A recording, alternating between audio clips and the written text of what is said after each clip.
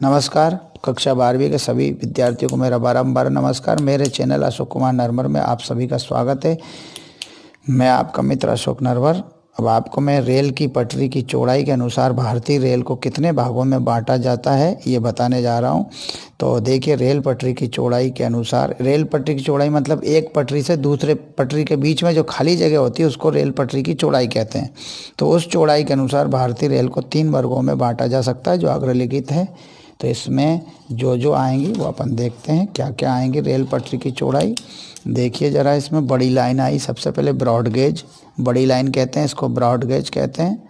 क्या कहते हैं? बड़ी लाइन या ब्रॉड गेज।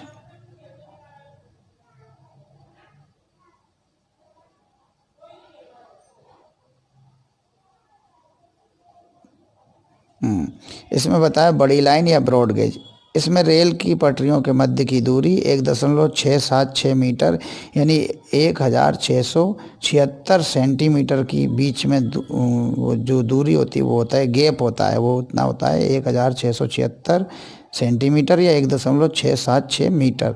वर्तमान में देश में 60,510 किलोमीटर लंबी लाइनें ये बड़ी लाइनें ही हैं जो देश के कुल रेल मार्गों का 94.7% है। ये देश के लगभग सभी महत्वपूर्ण नगरों तथा बंदरगाहों को मिलाती हैं, क्योंकि ब्रॉड गेज लाइन है, बड़ी लाइन है। छोटी लाइन नैरो गेज, इसमें रेल पटरियों के मध्य की दूरी 0.762 मीटर या 0.610 या 610 0.161 मीटर होती है, यानी लगभग 61 सेंटीमीटर या 76.2 सेंटीमीटर होती है। इन रेल लाइनों की कुल लंबाई 2297 किलोमीटर 2016 के अनुसार। इस प्रकार की लाइनें प्रायः पर्वतीय क्षेत्रों तक सीमित हैं और थोड़ी दूरी तक ही चलती हैं। थोड़ी दूरी तक के लिए ही इन लाइनों को बनाया गया है। और फिर आती है मीटर लाइन, जो मिडिल लाइन होती है, मतलब बड़ी लाइन और छोटी लाइन के बीच की दूरी वाली। मीटर लाइन के मध्य की दो पटरियों के मध्य की दूरी 1 मीटर तक होती है। वर्तमान में 3880 किलोमीटर कुल रेल लंबाई का 3.5% है लंबाई की मीटर रेलवे लाइनें होती हैं।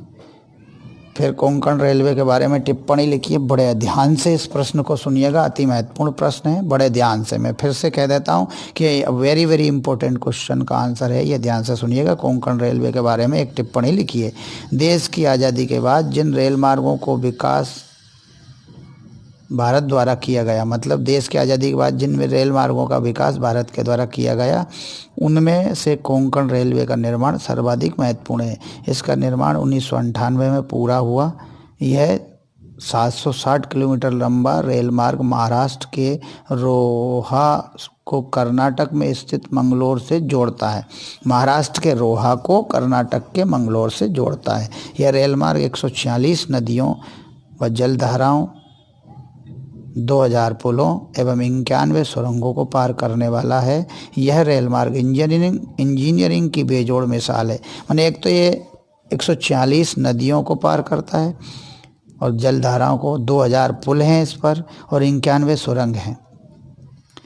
इस मार्ग में एशिया की सबसे लंबी 6.5 किलोमीटर की विशालतम सुरंग स्थित है। रत्नगिरी जिले के निकट कारबुडे में है ये सुरंग।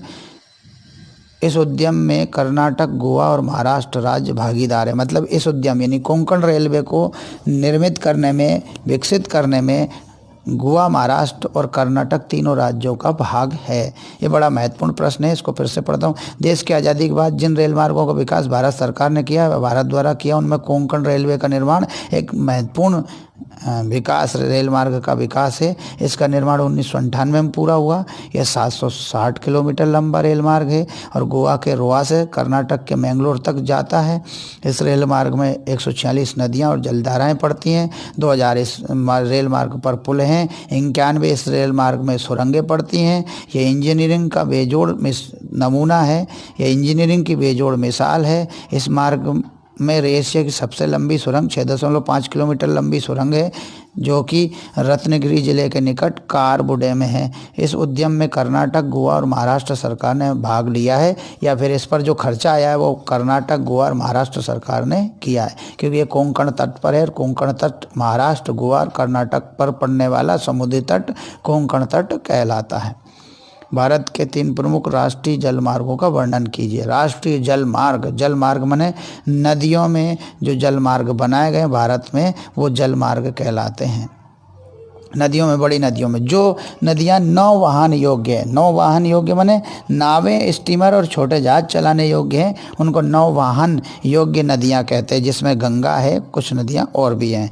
अब देखिए इसमें तो उनके कितना भाग उसमें आता है उसको देखा जाता है। तो पहले देखिए, देश के आंतरिक जल परिवहन के विकास हेतु सरकार ने प्रमुख जलमार्गों का, जिसमें राष्ट्रीय जलमार्ग के तौर पर विकसित करने का निश्चय किया।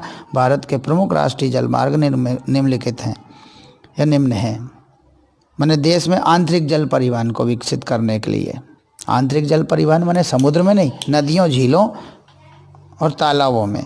तो इसमें केवल नदियां शामिल हैं जो कि राष्ट्रीय जलमार्ग के रूप में सम्मिलित हैं। पहला राष्ट्रीय जलमार्ग नंबर 1 ये गंगा, भागीरथी, हुगली नदी तंत्र का इलाहाबाद और हल्दिया के बीच का महत्वपूर्ण जलमार्ग है। मतलब ये गंगा, भागीरथी और हुगली नदी के बीच, तो भागीरथी को नहीं ले हैं, गंगा हुगली के बीच जो नदी इलाहाबाद से हल्दिया तक का जलमार्ग है, इसी को राष्ट्रीय जलमार्ग 1 कहते हैं। इसकी लंबाई 1620 किलोमीटर है। यह भारत के सर्वाधिक महत्वपूर्ण जलमार्गों में से एक है, जो यंत्रीकृत नौकाओं द्वारा पटना तक, साधारण नौकाओं द्वारा हरिद्वार तक नौकायन योग्य है। छोटी नौकाओं द्वारा हरिद्वार तक और यंत्रीकृत या इंजन से चलने वाली जो नौकाएं हैं उनसे ये पटना तक अच्छा है। ये मार्ग विकासात्मक उद्देश्य के लिए 3 भागों में विभाजित किया है। हल्दिया से फरक्का तक 560 किलोमीटर, फरक्का से पटना तक 460 किलोमीटर तक और पटना से इलाहाबाद तक 600 किलोमीटर। तो इस तरह से ये कई भागों में बटा है। कहाँ से कहाँ तक? 560 किलोमीटर तो ये हल्दिया से फरक्का तक और फरक्का से पटना 460 किलोमीटर तक लंबा है और पटना से इलाहाबाद तक 600 किलोमीटर लंबा है। अब राष्ट्रीय जलमार्ग नंबर 2, राष्ट्रीय जलमार्ग नंबर 2, जलमार्ग माने नदी में जो छोटे जहाज, जो इंजन से चलने वाली नावें, छोटे जहाज जहाँ भी चलते हैं वो राष्ट्रीय जलमार्ग है।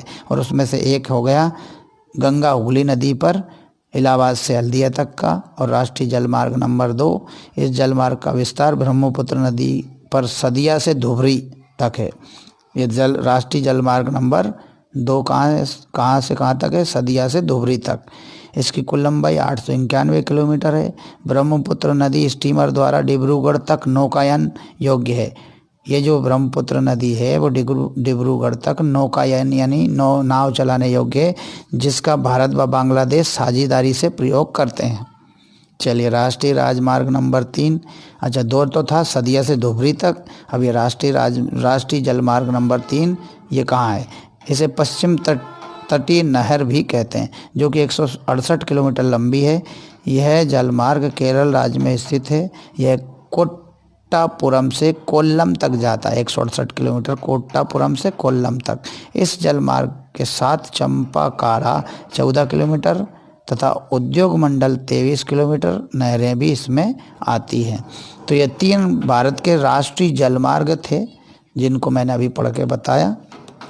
अगला प्रश्न है, भारत में अंतःस्थलीय या नदी परिवहन के विकास की प्रमुख समस्याएं बताइए।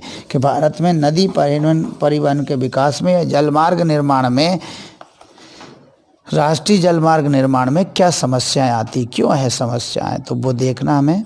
देखिए, भारत में अंतःस्थलीय परिवहन यानी जमीन के अंदर, नदियों में, झीलों में, नहरों में, है ना, परिवहन के विकास में समस्याएं कौन कौन सी आती हैं? वो निम्नलिखित हैं। भारतीय नदियों का बहाव सदा एक सा नहीं रहता, कभी कम पानी रहता है, कभी ज़्यादा रहता है, इसलिए इनका बहाव सदा एक सा नहीं रहता। एक बात, इनमें वर्षा के दिनों में बाढ़ आ जाती है तथा शुष्क मौसम में ये सूख जाती हैं। सूखे मौसम में सूख जाती है और वर्षा के दिनों में बाढ़ आ जाती है। एक दिक्कत ये है। अधिकांश नदियों की घाटियों में दिन भर तलछट भरा रहता है, नदभार यानी तलछट भरा रहता है, जिसका निक्षेप होता रहता है। मैंने पानी में हमेशा कुछ ना कुछ घुला रहता है जो कि निक्षेप होता रहता है, जमता रहता है, जिससे पानी की गहराई जलयानों के लिए पर्याप्त नहीं रहती। कम गहराई वाली नदियाँ यहाँ पर ज़्यादा पाई जाती हैं, कम गहराई वाली नदियाँ, इसलिए भी दिक्कत है, नौकायन योग्य नदियाँ कम हैं। दक्षिण भारत की मुख्य नदियाँ ऊंचे नीचे रास्तों से होकर जाती, जिससे नौकाएं आदि चलाना बहुत कठिन है। बहुत सी नदियों से सिंचाई के लिए नहरें निकाल ली गई हैं, जिससे नदियों में पानी कम हो गया है और वे जल यातायात के लिए उपयुक्त नहीं रह गई हैं। मतलब बहुत सी नदियों में सिंचाई के लिए नहरें निकाली, जिससे नदियों में पानी की कमी हो गई, तो वे जल यातायात यानी जल में नौका चलाने या नाव या स्टीमर चलाने योग्य नहीं बची हैं। फिर अगला है, भारत के नदी जल मार्गों को सबसे बड़ी क्षति रेलों के निर्माण से हुई है। नदी जल मार्ग रेलों की प्रतिस्पर्धा के सामने टिक नहीं पाए हैं और लुप्त हो गए हैं। पहले तो ये प्राचीन काल में खूब चल रहे थे, लेकिन अभी रेल मार्गों के बनने से इनमें दिक्कत आई, इनको जो है प्रतिस्पर्धा या होड़ करनी पड़ती है रेल मार्ग से। चलिए आगे चलते हैं। अगला प्रश्न है, भारत में वायु परिवहन के विकास को संक्षेप में समझाइए। भारत में जो वायु परिवहन है, हवाई सेवा है, हवाई जहाज से जो परिवहन होता है, उस परिवहन के विकास को संक्षेप में समझाइए। वायु परिवहन एक स्थान से दूसरे स्थान तक आवागमन का एक तीव्रतम साधन है। भारत में वायु परिवहन की शुरुआत 1911 में हुई, जब इलाहाबाद से नैनी तक 10 किलोमीटर की दूरी हेतु वायु डाक प्रचलन किया गया। मैंने पहले वायु की डाक सेवा शुरू की गई थी, वायु परिवहन की, मैंने डाक लेके गया था हवाई जहाज सबसे पहले इलाहाबाद से नैनी तक 10 किलोमीटर की दूरी है। तो फिर वायु परिवहन का वास्तविक विकास स्वतंत्रता प्राप्ति के पश्चात हुआ। मतलब जब हमारा देश आज़ाद हुआ तब वास्तविक विकास और सही विकास वायु परिवहन का तभी हुआ जब हम आज़ाद हुए। सन 1953 में वायु परिवहन का राष्ट्रीयकरण किया गया। मैंने इसको सरकार ने ले लिया अपने हाथ में, इसका संचालन सरकार करने लगी, इससे इसको राष्ट्रीयकरण कहा गया। राष्ट्रीयकरण का अर्थ होता है कि जब कोई सेवा किसी प्राइवेट कंपनी द्वारा की जाती है, फिर उसी सेवा को सरकार अपने हाथ में लेके सरकार खुद उसका संचालन करती है, तो उसको कहते हैं राष्ट्रीयकरण। पहले बैंकें भी प्राइवेट थी, फिर सरकार ने ले ली। पहले रेलवे और वायु सेवा भी निजी थी, किसी व्यक्ति के हाथ में थी, प्राइवेट थी, बाद में उसको सरकार ने ले ली, तो वो राष्ट्रीयकरण हुआ उसका। तो राष्ट्रीयकरण के पश्चात भारत में वायु परिवहन का प्रबंधन दो निगमों द्वारा हुआ। दो निगम बने, कॉरपोरेशन बने, एक एयर इंडिया बना और एक इंडियन एयरलाइंस बना, ठीक है, द्वारा किया जाता है। अब अनेक निजी कंपनियों ने भी परिवहन सेवा आरंभ कर दी है। फिर भारतीय विमानन प्राधिकरण भारतीय वायु परिवहन क्षेत्र में सुरक्षित सक्षम वायु यातायात एवं वैमानिकी संचार सेवाएं प्रदान करने के लिए उत्तरदायी है। कौन है? भारतीय विमानन प्राधिकरण, इंडियन एरोनॉटिक्स अथॉरिटीज़, है ना, इसको ऐसा कहा। यह प्राधिकरण 126 विमान पत्तनों का प्रबंधन करता है। 126 विमान पत्तन मतलब 126 हवाई अड्डों का प्रबंधन करता है, एयरपोर्ट्स का, जिसके अंतर्गत 13 अंतर्राष्ट्रीय हवाई अड्डे हैं, जिसके अंतर्गत 13 सबसे बड़े हवाई अड्डे, जिनमें से विदेशी सेवाएं भी यहाँ पर आती हैं। विदेशी हवाई जहाज भी आकर उतरते हैं और विदेशों को यहाँ से हवाई जहाज जाते हैं। 84 घरेलू जो है हवाई अड्डे हैं, जिनमें केवल देश के अंदर की हवाई सेवाएं होती हैं, यहीं से संचालित होती हैं हवाई सेवाएं। और रक्षा पर स्थित 29 नागरिक परिवहन अंतर क्षेत्र पत्तन सम्मिलित हैं। 29 जो है रक्षा के लिए विशेष रूप से रिजर्व किए गए हैं, रक्षा क्षेत्र के लिए। पवन हंस एक हेलीकॉप्टर सेवा है। क्या हेलीकॉप्टर सेवा जो पर्वतीय क्षेत्रों में सेवारत है और उत्तर पूर्वी सेक्टर में व्यापक रूप से पर्यटकों द्वारा उपयोग में लाया जाता है। इसके अलावा यह पेट्रोलियम सेक्टर को भी हेलीकॉप्टर सेवाएं उपलब्ध कराता है। तो यह थी भारत में वायु परिवहन के विकास को संक्षेप में बताइए से संबंधित। अब अगला प्रश्न है, संचार से क्या आशय है? कोई 3 संचार साधनों के नाम बताइए। संचार माने जो भी हमारी खबरों को, हमारी बातों को, हमारे सूचनाओं को एक स्थान से दूसरे स्थान तक भेजने वाले साधन है, वो सभी संचार के साधन हैं। और इन साधनों द्वारा जो क्रिया की जाती है वह संचार है। तो संचार वह साधन है जिसके द्वारा व्यक्तियों के विचार, दर्शन, संदेशों का आदान प्रदान एक स्थान से दूसरे स्थान तक अथवा एक व्यक्ति से दूसरे व्यक्ति तक होता है। मतलब संचार एक ऐसा साधन है जिसके द्वारा व्यक्तियों की बातें, व्यक्तियों की सोच और व्यक्तियों के मैसेज को लिया दिया जाता है, आदान प्रदान किया जाता है, वो भी एक स्थान से दूसरे स्थान तक अथवा एक व्यक्ति से दूसरे व्यक्ति तक, इन सब का संचार होता है। इसलिए इनको संचार के साधन कहते हैं। अतः किसी भी माध्यम से सूचना के उद्गम से लक्ष्य की ओर पहुंचाने की क्रिया संचार है। मतलब किसी भी माध्यम द्वारा सूचना जहाँ से उद्गित हुई है, वो जहाँ से पैदा हुई है और जहाँ लक्ष्य की ओर भेजना है, तो भेजने की जो क्रिया है, भेजने का जो काम है, वही संचार कहलाता है। मतलब सूचना जहाँ से पैदा हो रही है, मतलब मुझे अगर मेरे दोस्त को कोई मैसेज भेजना है तो मेरे पास सूचना का उद्गम हुआ और मेरा दोस्त है उसका लक्ष्य, तो उस उद्गम से लक्ष्य की ओर पहुंचाने की क्रिया क्या है? माने मुझे मेरे दोस्त को फ़ोन लगाना है तो मेरे पास से सूचना उद्गमित हुई और मेरा दोस्त के पास मुझे फ़ोन लगाना है, वहाँ तक फ़ोन पहुँच गया, तो लक्ष्य तक पहुँचने की जो क्रिया हुई मोबाइल द्वारा, वो संचार कहलाती है। मापदंड एवं गुणवत्ता के आधार पर संचार साधनों को दो वर्गों में रखा जाता है। वैयक्तिक संचार तंत्र जो पर्सनल होते हैं, जन संचार तंत्र जो सभी के लिए होते हैं, पूरी जनता के लिए होते हैं, जैसे रेडियो, टेलीविज़न, ये दोनों जन संचार तंत्र हैं। और वैयक्तिक संचार तंत्र में smartphone, Android phone, mobile phone आदि आते हैं, है ना। पब्लिक बूथ अलग होते हैं और पर्सनल फ़ोन अलग होते हैं। संचार के साधन डाक, तार, email, telephone, television, telex, fax, internet आदि ये सभी संचार के साधन हैं। अखबार भी है, रेडियो भी है, जो इसमें शामिल नहीं है। चलिए आगे चलते हैं। आगे क्या कहा गया है इनके दो संचार के साधन, ये देखिए दो तरह के बताएं। सार्वजनिक संचार के साधन और व्यक्तिगत माने पर्सनल, पत्रिका, दूरभाष यानी टेलीफोन, तार यानी टेलीग्राम, इंटरनेट आदि, फैक्स, ईमेल, ये सब व्यक्तिगत या पर्सनल संचार के साधन हैं।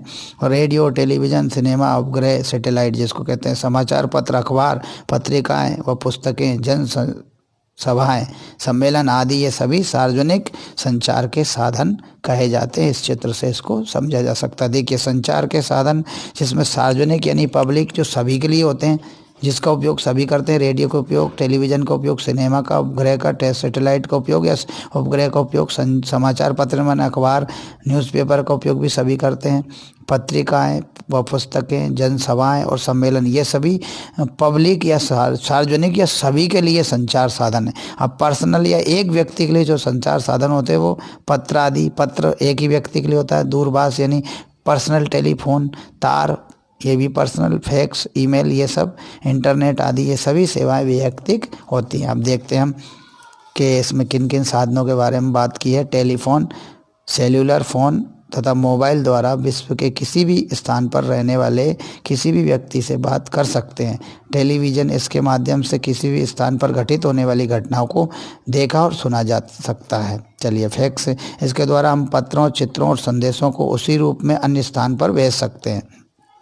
इंटरनेट, इससे विश्व के किसी भी भाग से सूचना प्राप्त हो सकती है। चलिए अब आते हैं वैयक्तिक संचार और जन संचार में प्रमुख अंतर, यानी पर्सनल कम्युनिकेशन और पब्लिक कम्युनिकेशन। ये दोनों देखिए, वैयक्तिक संचार एवं जन संचार में अंतर स्पष्ट कीजिए। तो देखेंगे इसमें क्या क्या बताया गया। और वैयक्तिक संचार, जन संचार, इसका पहला पॉइंट है, एक व्यक्ति से दूसरे व्यक्ति तक सूचना भेजने के साधन को वैयक्तिक संचार कहते हैं, जबकि समस्त लोगों तक सूचना और संदेशों को भेजने के साधन को जन संचार कहते हैं। देखिए सभी लोगों के पास, जैसे टेलीविज़न और रेडियो देश के सभी लोगों को सूचनाएं और संदेश भेजते हैं, इसलिए जन संचार है, पब्लिक कम्युनिकेशन है। जबकि एक व्यक्ति से दूसरे व्यक्ति तक सूचना भेजने के साधन को व्यक्तिगत संचार, जैसे कि इंटरनेट या मोबाइल या व्हाट्सएप, है ना। फिर आता है व्यक्तिगत संचार में, इसके द्वारा इंटरनेट और ईमेल द्वारा सूचना एकत्रित की जाती हैं और भेजी जाती हैं। एकत्रित भी की जाती, भेजी जाती हैं। यह राष्ट्रीय नीति और कार्यक्रम के विषयों में जागरूकता पैदा करने में सहायक होता है। यह आधुनिक संचार प्रौद्योगिकी भारतीय समाज और अर्थव्यवस्था के तीव्र विकास में के लिए महत्वपूर्ण है। मैंने ये आधुनिक संचार प्रौद्योगिकी यानी मॉडर्न कम्युनिकेशन टेक्नोलॉजी और भारतीय समाज और इंडियन इकोनॉमिक्स तीनों को तीव्र गति से विकसित करने में सहायक है, जबकि जनसंचार तंत्र सूचना और शिक्षा प्रदान करने में सहायक है। फिर बताया इसमें इसके उदाहरण, इसके अंतर्गत पत्र, दूरभाष, फैक्स, ईमेल, इंटरनेट आदि आते हैं। इसके अंतर्गत रेडियो, टेलीविज़न, सिनेमा, उपग्रह, समाचार पत्र, पत्रिकाएं, जनसभाएं और सम्मेलन आदि आते हैं। ये सब इसमें बताया गया। तो ये अंतर भी होगा और ये चित्र भी होगा। तो ये दोनों बड़े आसानी से हम समझ सकते हैं। देखिए, जो संचार के साधन, जो संचार की व्यवस्था केवल व्यक्तियों के लिए पर्सनल होती है, वो उसमें केवल दूरभाष, फैक्स, ईमेल और इंटरनेट आते हैं। और जो सेवाएं सभी व्यक्तियों के, देश के सभी लोगों के लिए होती हैं, जो सभी लोगों को सूचनाएं देती हैं, वो रेडियो, टेलीविज़न, सिनेमा, उपग्रह, समाचार पत्र, पत्रिकाएं, जनसभाएं, सम्मेलन आदि होते हैं। तो ये उपग्रह, ये संचार, वैयक्तिक संचार और जनसंचार में अंतर था। अगला देखिए, एक और है, उपग्रह संचार से आप क्या आशय है?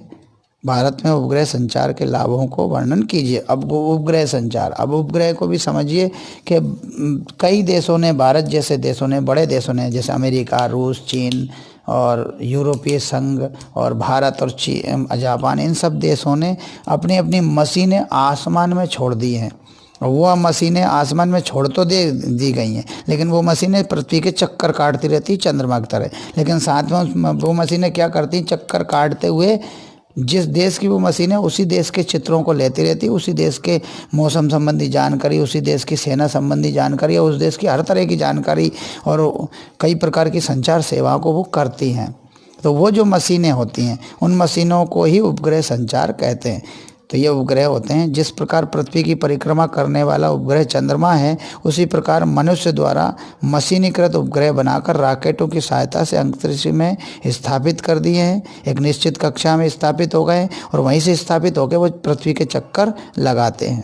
कृत्रिम उपग्रह पृथ्वी का चक्कर लगाते हुए पृथ्वी के विभिन्न प्रकार के चित्रों को खींचते हैं और फिर नीचे धरती पे प्रेषित केंद्रों पर भेज देते हैं।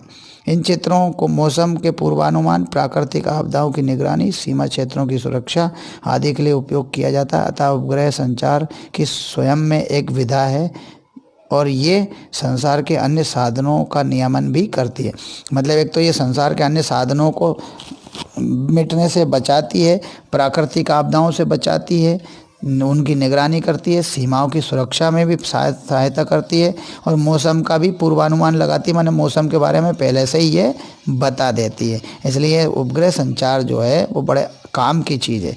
जैसे कि पृथ्वी की परिक्रमा एक उसका प्राकृतिक उपग्रह चंद्रमा लगाता है, उसी तरह मानव द्वारा कुछ मशीनें बनाकर उपग्रह, मशीनीकृत उपग्रह या मशीनें बनाकर उन्हीं को रॉकेट की सहायता से अंतरिक्ष में स्थापित किया जाता है। यही कृत्रिम उपग्रह पृथ्वी के चक्कर लगाते हुए पृथ्वी के विभिन्न प्रकार के चित्रों को प्रेषित करते हैं, जो कि रिसीवर केंद्रों को मिलते हैं और वो रिसीव करके फिर वो उन चित्रों से ये सारी जो विधाएं उनको देखते हैं। जैसे मौसम का पूर्वानुमान, पहले से ही मौसम के बारे में बता देते हैं पूर्व में ही, तो वो एक विधा। प्राकृतिक आपदाओं की निगरानी भी करके प्राकृतिक आपदाओं के बारे में बता देते हैं। सीमा क्षेत्रों की सुरक्षा आदि के लिए भी उपयोग किया जाता है। अतः ये संचार जो है बड़े काम का है। आप संचार के लाभ देखते हैं, इसी प्रश्न में था संचार के लाभ। देखिए क्या क्या लाभ है उपग्रह संचार के लाभ। तो उपग्रह जो है वो पृथ्वी के चक्कर लगाता है और वो जो भेजता है उससे क्या क्या लाभ होते हैं हमें, किसी भी देश को जिसका वो उपग्रह होता है वो देखिए। उपग्रह संचार शीघ्रता से संचार सुविधा प्रदान करता है, बहुत स्पीड में जो है सूचनाओं को भेजता है। तो शीघ्रता से संचार करना माने सूचनाओं को भेजना, एक अच्छी सुविधा है कि वो शीघ्रता से सूचनाओं को संचारित करता है। प्राकृतिक आपदाओं का अनुमान लगाने में सहायता करता है। जो प्राकृतिक आपदाएं होती हैं, सुनामी, भूकंप, बाढ़, तूफान आदि, उनके चक्रवात आदि के बारे में पहले से अनुमान लगा के सहायता कर देता है। मौसम संबंधी दशाओं के पूर्वानुमान हेतु सर्वाधिक उपयोगी है। मौसम संबंधी दशाओं को पहले से ही बता देता है कि 3 दिन भविष्य में आने वाले 3 दिन में क्या क्या जो है मौसम में परिवर्तन होंगे 10 दिन में, 5 दिन में, वो सब बता देता है। सामरिक दृष्टि से सीमाओं की निगरानी में महत्वपूर्ण भूमिका भी निभाता है। सामरिक दृष्टि से भी ये महत्वपूर्ण है क्योंकि ये सीमाओं की निगरानी करता है, इससे क्या सीमाएं हमारी सुरक्षित रहती हैं, तो इसके लिए भी ये महत्वपूर्ण भूमिका निभाता है। ये भी एक लाभ है। तो 5 लाभ बताएं यहाँ। उपग्रह संचार शीघ्रता से संचार सुविधा प्रदान करता है, पहला लाभ। दूसरा है प्राकृतिक आपदाओं का अनुमान लगाने में सहायता करता है। तीसरा लाभ मौसम संबंधी दशाओं के पूर्वानुमान हेतु सर्वाधिक उपयोगी है। तीसरा है सामरिक दृष्टि से, माने देशों की रक्षा की दृष्टि से उसको कहते हैं सामरिक दृष्टि। अब सामरिक, तो सामरिक बना समर से, और समर का मतलब है युद्ध। युद्ध की दृष्टि से, युद्ध के संबंध की दृष्टि से भी सीमाओं की निगरानी और रक्षा में महत्वपूर्ण भूमिका निभाते हैं। अन्य संचार साधनों को गतिशील बनाते हैं, जैसे मोबाइल सेवा है, टीवी सेवा है ना, इन सबको वो गतिशीलता प्रदान करते हैं। अगर उपग्रह संचार सेवा ना हो तो टीवी और मोबाइल सब स्लो चलेंगे, रेडियो स्लो चलेंगे, तो ये स्पीड बढ़ाते हैं उनकी। अन्य संचार साधनों को गतिशीलता प्रदान करते हैं। कौन कौन करते हैं? ये संचार के साधन। तो इस तरह से यह एक वीडियो था भूगोल विषय का, जो कि संचार और परिवहन और संचार नामक चैप्टर का था। अब आप इस वीडियो को जरूर देखिएगा। धन्यवाद।